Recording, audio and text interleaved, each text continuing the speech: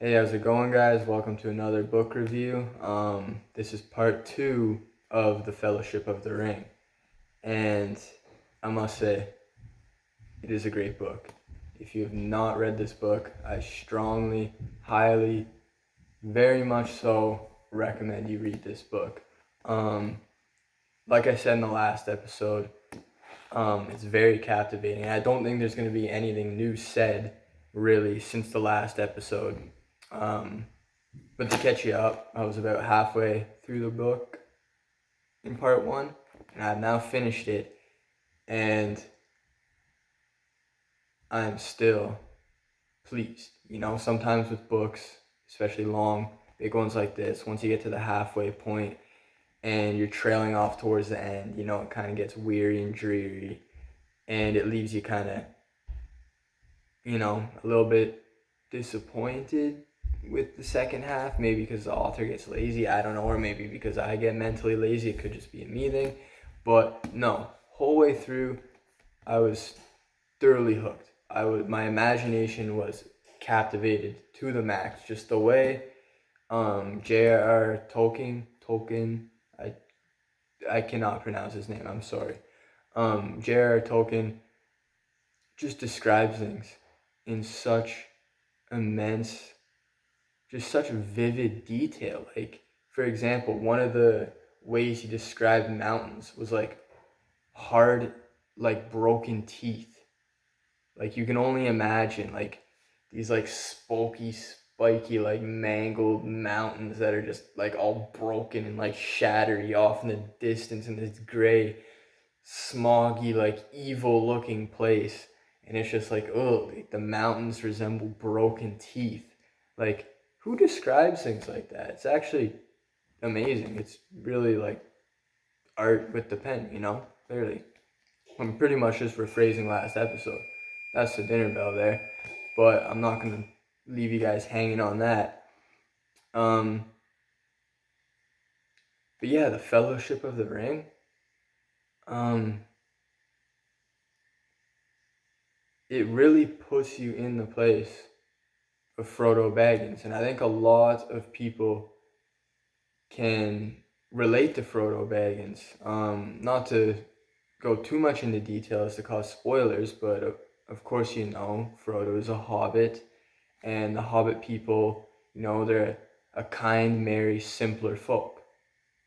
They live in the Shire. It's a very peaceful place. They're of short stature, not menacing at all, not really a threat. But Frodo, this hobbit, um, gets thrown into the outer world. The hobbits don't really explore. They don't go out into the wilderness much. They like their homeland. They like it there. They don't have a need to leave. But then Frodo, um,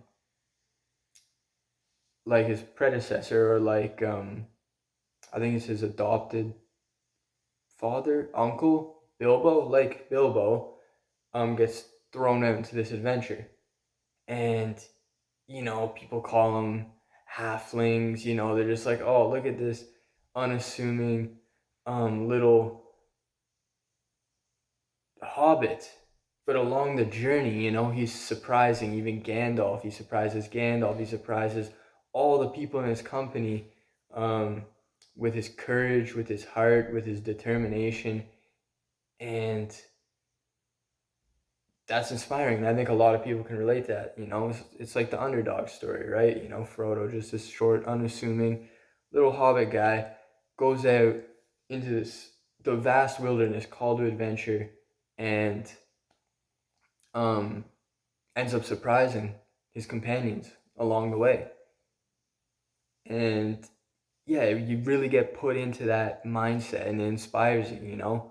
Although, you may be lacking here, you can really make up for it here with courage or grit and grind and hard work, or with a good heart, you can go places. It'll take you places, So it's really inspiring, and Tolkien does a very, very, very good job at um, narrating this and putting it into imagery so that you can follow along clearly. And he does a really good job at creating fleshed out characters. Like I was just able to describe the Hobbit people and Frodo Baggins just off of what I remember from this book. So you can only imagine like how dense and how like vivid he makes these characters seem. It's almost lifelike, in a way. And all the lore, like don't even get me started on the lore, man. There's songs, there's languages, there's the elven language that he talks about, there's the dwarf language, and with the elven language, man, I could go on this forever, but there's different dialects of the elven language. There's, the western elves, the elves of Lorien, their dialects a little different. The higher elves, they all have their different dialects. And, Gandalf's able to, I'm not going to go too much into detail there, but yeah, they have all their dialects and stuff. And then there's the Dwarven language and the language of men. And the lore is just wild. And like there's maps, there's literally full-blown maps. Like it's a whole world this guy has created. And you can just get lost in it, man. You could just get lost.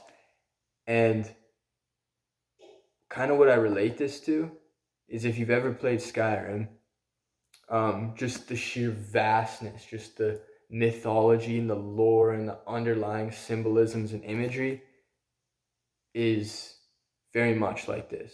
And I think Skyrim, this is just my opinion, was very heavily inspired by the Lord of the Rings lore.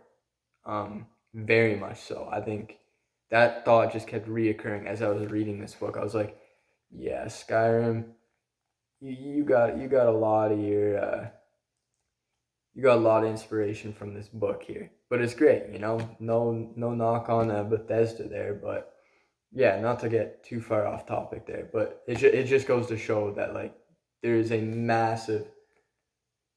just so much scope in this one book, and I'm genuinely, truly excited to get onto this book right here, part 2, The Two Towers, and I can't wait to make a video on this book. But in the meantime,